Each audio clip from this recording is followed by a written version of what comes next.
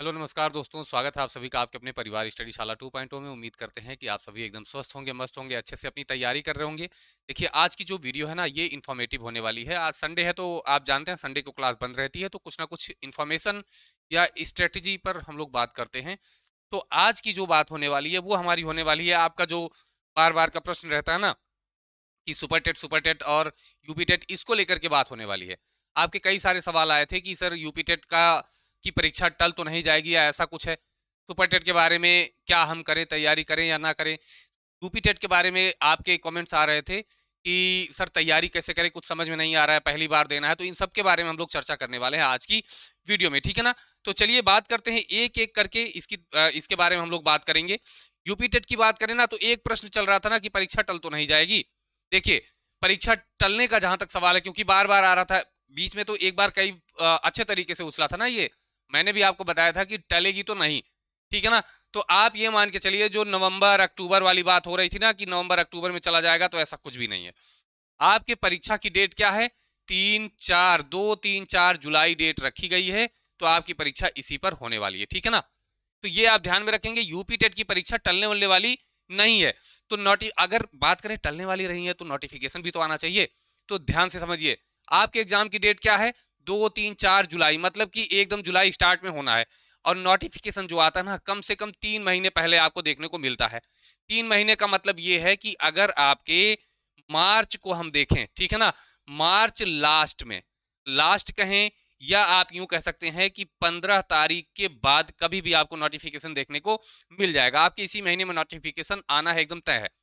तो आप अपनी तैयारी करिए। आपके पास जो समय बचा है ना, 4 महीने का है कुल। मार्च अप्रैल मई जून, जुलाई में तुरंत पेपर ही है आपको।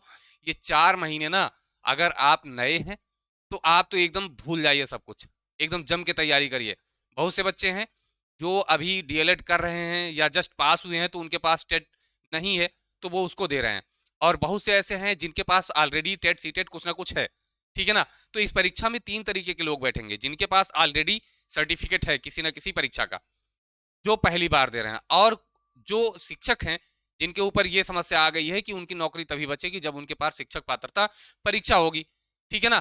तो इन तीनों लोगों के लिए ये है, जिनके पास पात्रता परीक्षा नहीं है, अध्यापक हैं, उनको तो एकदम, क्योंकि नौकरी बचानी है तो लग जाना है। जिनके पास पहले से है, उनको अपना स्कोर और स्ट्रांग करना है। और जो पहली बार दे रहे हैं उनके लिए तो जरूरी है ही, ठीक है ना। तो आप जितने हैं एकदम जम के तैयारी करिए, 4 महीने एकदम जम जाइए पूरा, ठीक है ना।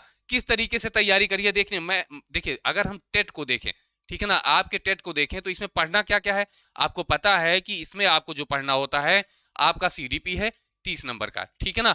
हिंदी आपका है 30 नंबर का, आपका मैथ है 30 नंबर का, ठीक। और आपका ईवीएस है, ईवीएस की बात करें तो ये भी 30 नंबर का है। इसके बाद आपकी आती है लैंग्वेज, ठीक है ना। लैंग्वेज जो है आपकी दो है, एक आपको मिलती है संस्कृत 30 नंबर की, एक आपको मिलती है इंग्लिश 30 नंबर की। अब इसमें से दोनों में से कोई भी आप एक ले सकते हैं 30 नंबर की। तो सब मिला करके आपका कितना होता है? 150 होता है। और 150 मिनट आपको परीक्षा में मिलते हैं, जो कि पर्याप्त होते हैं। एकदम एक एक मिनट आपका एकदम आराम से बचेगा, कोई दिक्कत नहीं, आप बहुत बढ़िया कर ले जाएंगे, ठीक है ना। समस्या होती है मैथ जिनका नहीं है, जिनका बैकग्राउंड मैथ नहीं है, उन्हीं के लिए दिक्कत होती है। तो आप मैथ के कुछ महत्वपूर्ण चैप्टर्स हैं जिनको आपको तैयार कर लेना, वहां से आपके इतने क्वेश्चन हो जाएंगे कि 12 15 आप आराम से पहुंच जाएंगे। बाकी के तो थ्योरेटिकल हैं, बाकी के विषय को तो आप अच्छे से तैयार कर ही सकते हैं, ठीक है ना। यहाँ पर आपके इसी प्लेटफॉर्म पर एकदम फ्री में क्लासेस चलती हैं, और गारंटी है कि पेड क्लास भी आपको वैसी नहीं मिलती होगी, ठीक है ना। तो एकदम निश्चिंत होकर के आप तैयारी करिए, जैसा कि सीडीपी की क्लास आपकी प्रॉपर चल भी रही है। बहुत सी classes math, Hindi, CTP, Sanskrit सबकी हो चुकी हैं, तो आप प्लेलिस्ट में जाइएगा, वहां से आप उसको देख सकते हैं। बाकी आगे सारी क्लासेस आपकी कंटिन्यू हो जाएंगी, ठीक है ना।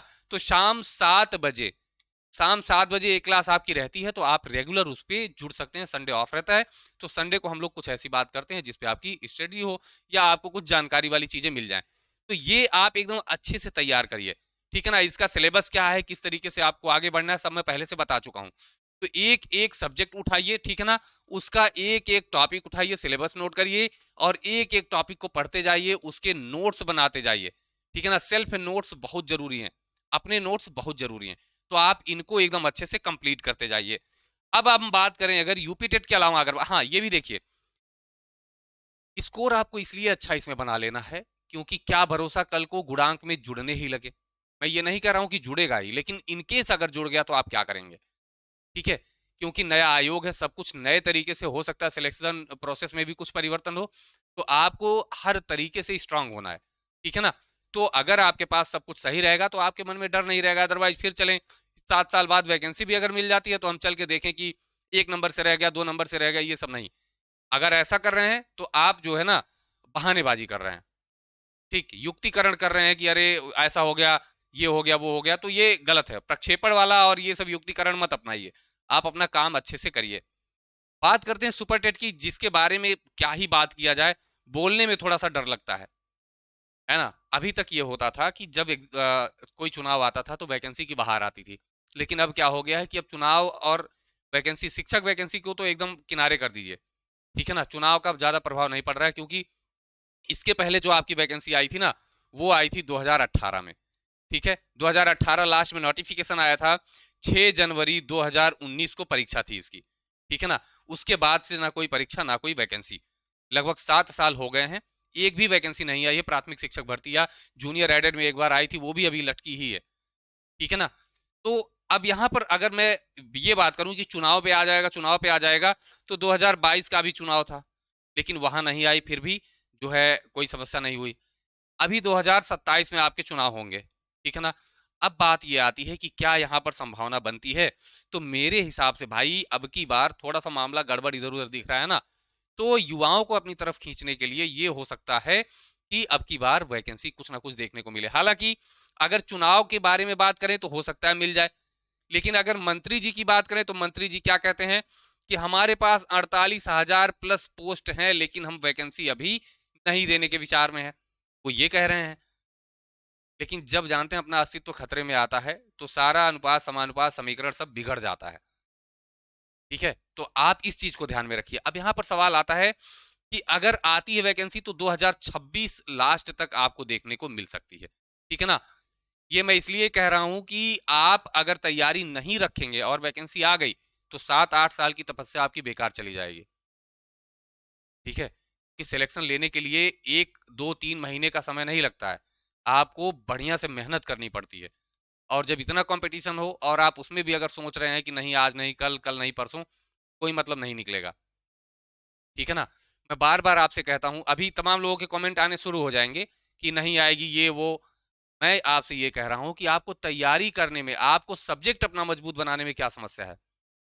आप एक बार अपना एक एक सब्जेक्ट मजबूत बनाइए। आप सुपर टेट का सिलेबस उठा के देखिए, ठीक है ना? आप यूपी टेट का सिलेबस उठा के देखिए और आप किसी वनडे एग्जाम का सिलेबस उठा के देखिए, तो आपको लगेगा ना कि सुपर टेट अगर अच्छे से तैयार कर लिया तो वनडे बड़े आराम से निकल जाएगा। समझ रहे हैं कि नहीं आप केवल एक परीक्षा को टारगेट कर रहे हैं, नहीं, आप विषय टारगेट करिए। जैसे मैं बार बार आपसे कहता हूं कि अगर आप हिंदी पढ़ रहे हैं, ठीक है ना, तो हिंदी केवल आप यूपी टेट सुपर टेट के लिए क्यों पढ़ रहे हैं? आप टॉपिक इसके पकड़िए, एक एक टॉपिक, और उन टॉपिक की स्ट्रांग करिए ताकि आप वनडे एग्जाम में भी अच्छा कर जाइए। आप मैथ अगर पढ़ रहे हैं, ठीक है ना, मैथ आप पढ़ते हैं तो मैथ आप क्यों केवल एक परीक्षा को टारगेट करके पढ़ रहे हैं? अगर आप एकदम कमजोर हैं कि आपको नहीं टीचर ही बनना, उसके ऊपर हम नहीं जा पाएंगे, तो कोई बात नहीं। लेकिन अगर आपको वनडे एग्जाम भी देना है तो आपको अपना सब कुछ बढ़िया बनाना पड़ेगा। एक एक टॉपिक क्लियर करिए, सुपर टेट तो कुछ नहीं बचेगा ना फिर। आप मैथ आप तैयार कर सकते हैं, टॉपिक वाइज ऐसा तैयार करिए कि वनडे एग्जाम भी निकले। आप सीडीपी आपको नहीं पढ़नी होती है वनडे एग्जाम में, सीडीपी केवल टीचर के लिए आप पढ़िए थोड़ा बहुत। जब आपको वैकेंसी देखने को मिलेगी तो आप बढ़िया से निकाल दीजिए। आप एसएसटी पढ़ रहे हैं, ईवीएस एसएसटी जो भी आप कहिए इसको, आप ये पढ़ रहे हैं तो बढ़िया से पढ़िए ना, सारे एग्जाम में आते हैं आपके।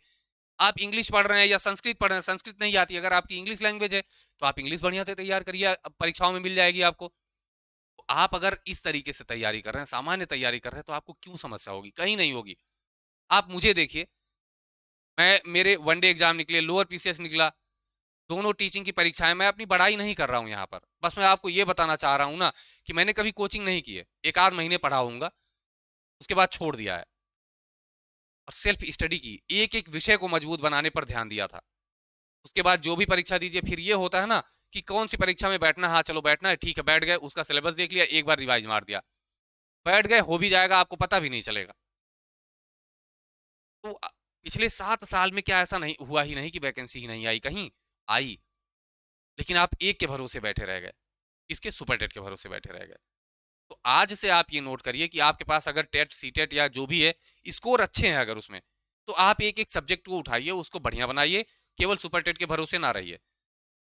अगर मैं कह रहा हूं कि 2026 लास्ट तक संभावना बन रही है, तो आप ये मान के चलिए कि मुझे सब्जेक्ट स्ट्रांग करना है, ना कि सुपर टेट। आप सब्जेक्ट पढ़िए, इसको स्ट्रांग बनाइए। 1-2 सब्जेक्ट जो एक्स्ट्रा बचते हैं, उसके लिए आपके पास पर्याप्त समय है। 3-4 महीने का जब समय मिलेगा ना नोटिफिकेशन और परीक्षा के बीच में, तो आप उसे बढ़िया से तैयार कर सकते हैं, ठीक है ना? तो आप एकदम जम के तैयारी करिए। सुपर टेट अगर लास्ट तक आ जाता है तो भी ठीक है, नहीं आता है तो कम से कम आप सब्जेक्ट स्ट्रांग करेंगे। आप अगर एक विद्यार्थी हैं, स्टूडेंट हैं, आप पढ़ाई कर रहे हैं, तो आपके लिए पढ़ाई से आगे क्या ही हो सकता है?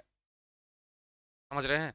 आपके लिए पढ़ाई और मोक्ष कहाँ मिलेगा? जब कहीं भी नौकरी मिल जाएगी। बात ये नहीं है केवल टीचर, कोई भी नौकरी मिल जाएगी तो वहीं आपकी मुक्ति है, समझिए। तो आप जम के तैयारी करिए, बाकी की चीज़ों के बारे में मत सोचिए। एकदम पहले तैयारी, अपना विषय मजबूत करिए, इतना मजबूत करिए कि किसी भी परीक्षा में बैठिए निकल जाए। ठीक है ना? तो उम्मीद करते हैं कि आप सभी अपनी तैयारी को एकदम अच्छे से बेहतर तरीके से आगे बढ़ाएँगे और बिना ये सब सोचे कि आएगी, नहीं आएगी, क्या है, क्या नहीं, इन सबको किनारे रख के। ठीक है ना? उम्मीद करते हैं कि आप सभी एकदम बढ़िया से अपना काम आगे बढ़ाएँगे। तो चलिए फिर मिलेंगे नेक्स्ट वीडियो में, नेक्स्ट क्लास में। तब तक के लिए नमस्कार, धन्यवाद। जय हिंद।